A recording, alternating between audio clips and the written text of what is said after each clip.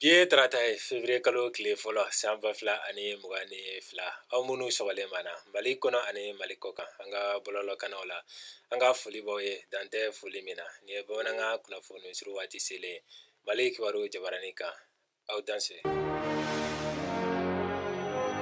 Tile saba de dira Faransi lasigiden Joël Meyer ma a ka Mali bila ni kunnafoni dila Mali gouvernement fɛ laseli sɛbɛn dɔ kɔnɔ min kɔnɔ kuma kalala jamana télévision soba la kunu gafe in kɔnɔ Mali gouvernement bɛ diɲɛma ladɔnniya ko nin tɛnɛn janvier kalo tile 31 san 2022 Faransi lasigiden Mali kɔnɔ Joël Meyer welela Mali kɔkan ko minisiri fɛ k'a ladɔnniya ko tile saba de bɛ a bolo a ka Mali bila gafe in ka fɔla halisa gouvernement y'a nin ŋaniya in ta ka sababu kɛ Faransi ni jamana wɛrɛ cɛ ko ɲɛnabɔ minisiri ka kumalankolon fɔ ye jamana furancɛla fanga marabaaw ma.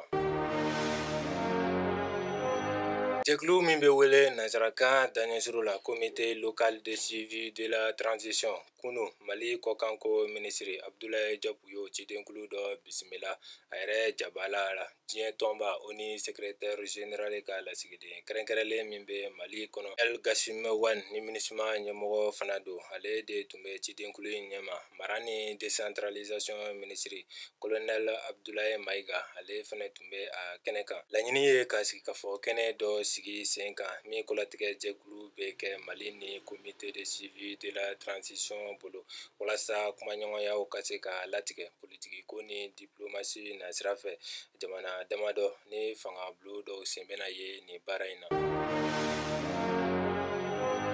Sigidalamɔgɔw nisɔndiyara ni furancɛla fanga jamana kuntigi ka hadamadenya sabatili tɛmɛ ni walew ye Tɔnbɔkutu ni Tawudeni maraw la hali ka dan jamana kuntigiso ka cidenkulu dɔrɔn yeli ma yan o b'a jira anw lerekaw la ko président Asimi Goïta bɛ maliden bɛɛ fɛ anw fɛnɛ bi fɛ Hatimi ni kuma ninnu de senfɛ lɛrɛ dugutigi Yaya Ag Mohamed Ali ye furancɛla fanga jamana kuntigi colonel Asimi Goïta tanu ka waleɲuman dɔn a ka hadamadenya sabatili tɛmɛni walew kosɔn ka ɲɛsin a ka sigida ma a kɛra janvier kalo tile 29 tɛmɛlen jamana kuntigiso cidenkulu kɛlen kɔ ka jibondo 2 koromokari lɛrɛ dugu kɔnɔ.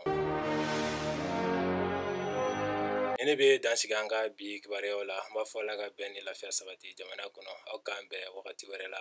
ni kɛnɛ kelen kan.